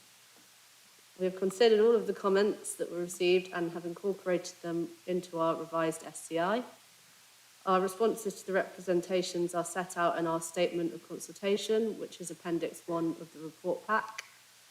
The main issues raised and our proposed modifications in summary included representations highlighting the need to reduce planning jargon. This issue was also raised at Planning and Transport Scrutiny Committee on the 28th of September 2023 and included clarification required in Chapter 5 on planning obligations in Section 106 agreements. As a result, we have modified the SCI to minimise the use of acronyms and further explain in non-policy terms the information set out. We have also added more definitions to the glossary. Comments raised the importance of early engagement from developers with the community, including parish councils, in order to feel heard, and some representations asked for it to be mandatory for developers to work with communities. Whilst the councils are unable to require developers to undertake engagement as set out in the NPPF, the SCI strongly encourages developers and applicants to undertake meaningful engagement with our local communities. Again, this point was also raised at the September PTSC meeting, and as a result, we strengthened paragraphs to encourage early developer engagement prior to the application stages, to ensure our communities have an early say in the preparation of proposals and to overcome local concerns. We have also emphasised the importance of working with parish councils and residents' associations in these early discussions. Comments highlighted the need to update references to the NHS Commissioning Board and other healthcare bodies mentioned. We have consulted with the NHS, Cambridgeshire and Peterborough Integrated Care Board and have modified the SCI with the correct references in Appendix 2 and 5. As a result of feedback from the September PTSC, we have also included Cambridgeshire County Council as the lead local flood authority in Appendix 5. They did actually provide a representation to our consultation and were supportive of the approach and aims set out in the SCI, including continuing to consult them in future. We have also addressed the last piece of feedback received at the PTSC in September last year, and this was to make it clearer that not all engagement is carried out online. We have modified the SCI to ensure that our consultation methods include making consultation documents available to view at council offices, and these can be translated on request, made available in Braille, large copy, or audio. Our equalities officers were pleased to see these amendments as it maximises accessibility to planning processes for our communities. It is important to note that the SCI also sets out the requirements for publicity for planning applications, and this includes notifying neighbours by letter, providing notices and other non-digital notifications that the councils will continue to provide alongside online notification. Since we revised the SCI, we have noted that the Disability Consultative Panel has been incorporated into the Greater Cambridge Design Review Panel, and that decision was agreed at the Planning Committee on the 6th of March, alongside the formation of an accessibility forum. So we therefore propose amending the reference to this in paragraph 4.13 of the SCI. And lastly, on Friday last week, 15th of March, Hayden in South Cambridgeshire District Council was designated as a neighbourhood area with the purpose of preparing a neighbourhood plan. Therefore, we propose amending paragraph 3.14 to state that there are now 18 neighbourhood areas designated in Greater Cambridge. So as a result of the proposed modifications we have made, we're recommending the Statement of Community Involvement for adoption as set out on page 35 of the agenda pack. Thank you, Chair. Thank you, Lizzie. Oh, very, very quick questions. Okay, so, okay, I'll take the three at a time then. So, Councillor Thornborough. I need to declare an interest because I'm the Cambridge Room, which is an urban room, is being set up as a charity, and I'm hoping to be a trustee on that charity. Thank you, Councillor Thornborough. Okay, any other questions? Yes, Councillor Tong and then Councillor Porter. Hello! So it's always great to hear the work that the council is doing to engaging residents. It's both important to do because it helps create a city that obviously everyone is happy to live in, but also I think it's very empowering for residents in a way that really helps them, even further make the city a better place. One thing I don't think we're always the best at is actually advertising our consultation events. Something that I noticed last week was I went to the Shaping Abbey event, which is about the East Barmore redevelopment, and a lot of people had complaints about how it wasn't particularly widely advertised, and actually a resident stood up and made quite a statement about this fact.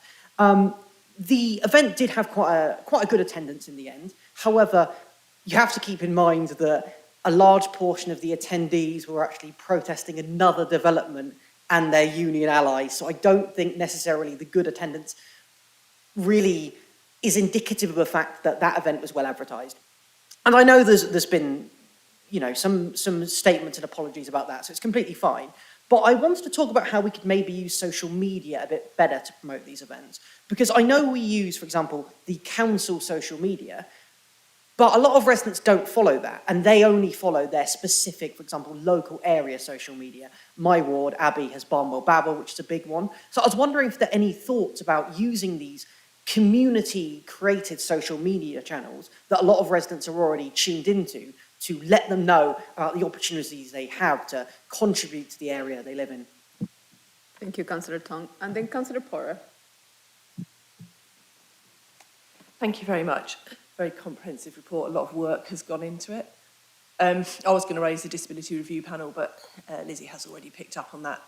Obviously, that was merged into the Design Review Panel recently at Planning Committee a couple of weeks ago. Certainly welcome early developer engagement. That's something I think is coming through quite positively in the planning system at the moment. Relating to jargon, it's great, we're going to have a glossary. I wonder if we can embed the terms, when you go through a live document, then you click on it and it will say this, and then you go to that glossary.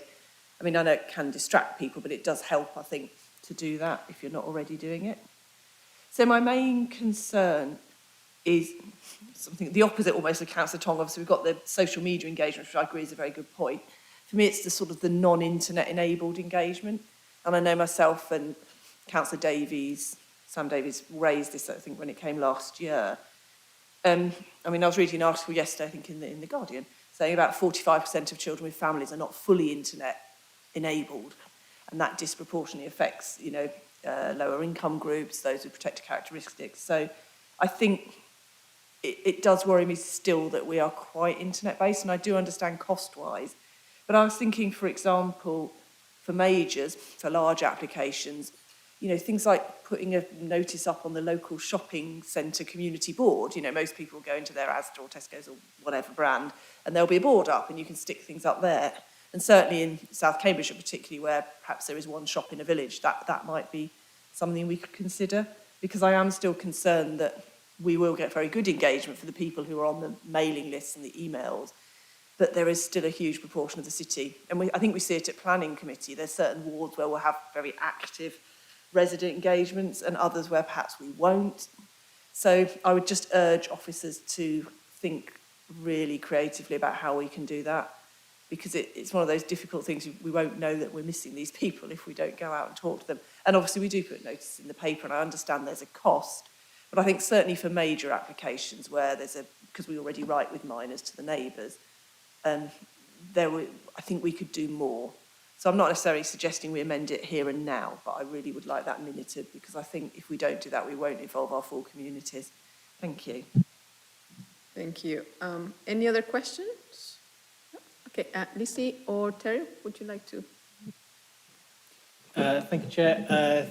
Thank you both for your questions. So in terms of, it's a really interesting point that you made around the East Barnwell event. So I think this comes back to the earlier discussion that we had around governance and the various layers of organisations and departments that we have within the Greater Cambridge area. So actually the East Barnwell event wasn't something that the Shared Planning Service were putting on, but it was City Council, I believe, as a developer.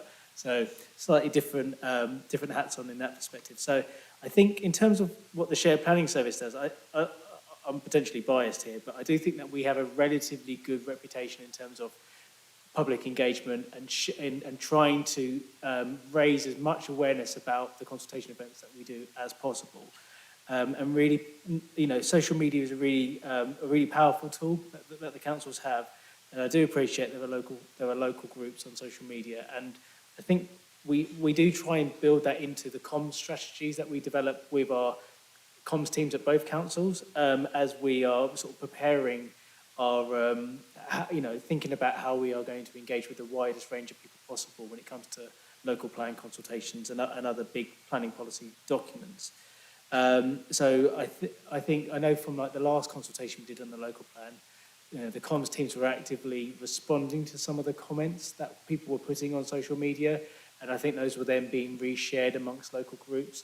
I think in part it's to try and sort of myth bust some of the things that come up around, planning issues, but also to try and, really help people understand the process, because planning is incredibly technical. We try and de-jargon as much as possible, but there is a lot of jargon that goes with planning. And so it's really trying to help people understand the process and actually enable them to feel empowered to make, to feel like they're able to make comments on the planning consultations that we do. I think, however, the non-internet engagement is incredibly important as well. And that's, again, something that we really try to pick up on through a lot of the local plan work that we've been doing in particular. So members may recall that we've done door-to-door consultation events with our Gypsy and Traveller communities. We've done targeted college engagements, both within the city and within South Cambridgeshire, posters at bus stops, notice boards, all of those things. So we do try as hard as we possibly can to reach out as much as we are able to, bearing in mind, obviously, the resource constraints that we have within the service just generally. I think I think in terms of the planning applications and kind of putting notices in kind of prominent positions within villages and community areas is really interesting.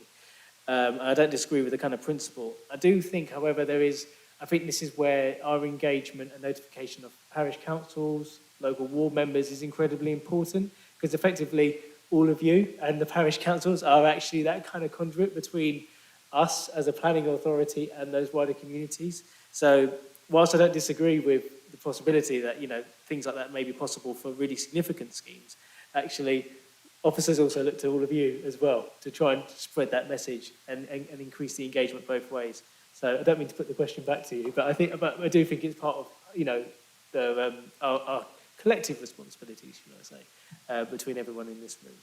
I'm hoping that answers the questions, but if I have missed anything, then Rosie? I'd just like to add to the point on exploring opportunities to embed the terminology to the glossary. We will look at that for you. Thank you. And finally, because I hope that what we're trying to convey is we're really, really interested in doing what we can within our budget constraints. But the one thing that Terry's full answer didn't cover is that he touched upon it at the beginning.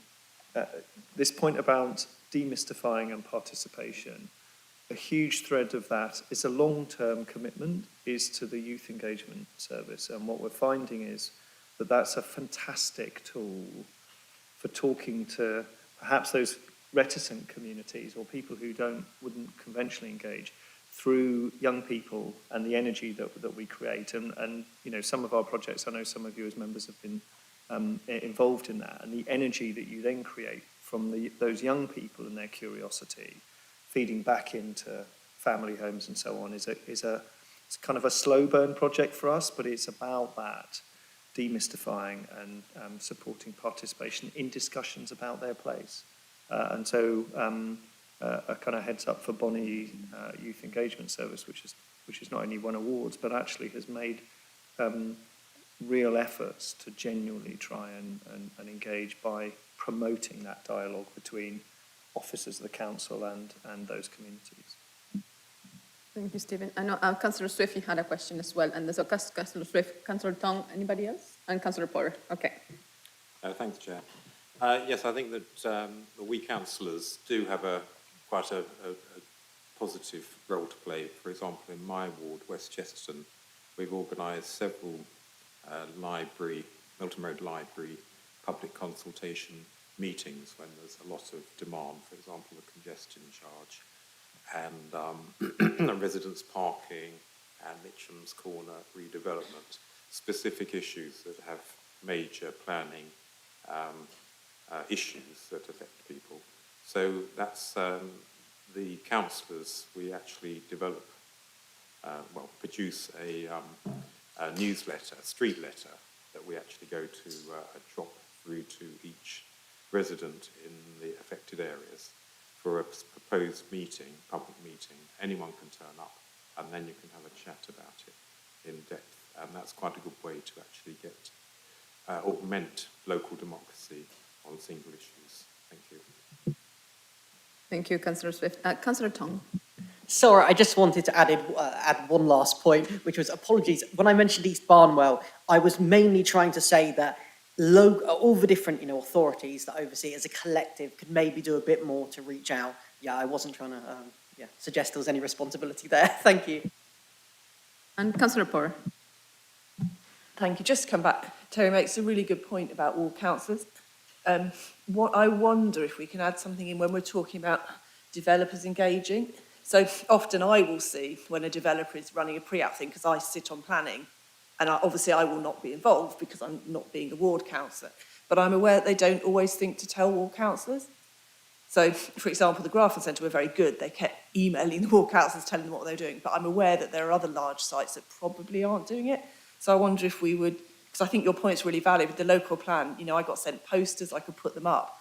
But obviously for other majors, we don't necessarily know. You'll see it come through on the planning list, but that could be, either too late or months before it comes near a committee. So if there's somewhere perhaps in the bit where we talk about developers, maybe you could put something about more explicit about letting ward councillors know when they're planning events so that they can help. I just think that would be, because I think you make a very fair point there, but I just notice that I tend to find out more because of my planning hat. That's probably Councillor Thornborough does, whereas it's not always as a ward councillor, I'm told. Thank you. Yes, and Councillor Thornborough. What you were raising is something that we've been discussing. So during the PPA process, the pre-application process, there will be a new framework for it where at certain stages ward councillors or planning committee members will be able to review what stages have got to. So I think the intention is that there is the opportunity much earlier on in the process. So you should get formally told about those, I think. Thanks. I just want to say that, I just want to back up what Terry was saying. So we've got over 8,000 responses to the last local plan consultation, which is extraordinary when normally it's 300 to 400 results. So I think we did something right there. Then it took a long time to go through those results. Thank you, Councillor Thornborough. Lizzie, would you like to reply? Yes, thank you, Chair. Definitely we have a section in the SCI on PPAs that we can strengthen and other paragraphs in relation to developer engagement with our communities. Thank you. Thank you. Steve, would you like to comment?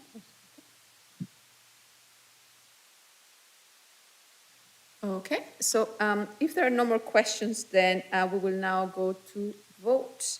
So, and thus the recommendations are on page 35 of the agenda pack, if you need to see them. Now, all those in favor, please raise your hands. And unanimous and Councillor Vic left. Yes. Yeah. Okay, and okay, so does the Executive Councillor agree with the recommendation? Yeah, and I do agree, and thank you, Lizzie, for all your hard work, and the other officers too. Thanks. Yeah, I teacher that. Thank you, Lizzie and Terry. And thank you so much, Sarah, for stepping in for Boris, that he was sick. So I think it has been a very long day for you today. So thank you very much. And thank you, of course, Claire, as usual. So now this concludes the Planning and Transport Scrutiny Committee. Thank you to everyone who took part. So thank you. We can now live stream. Thank you.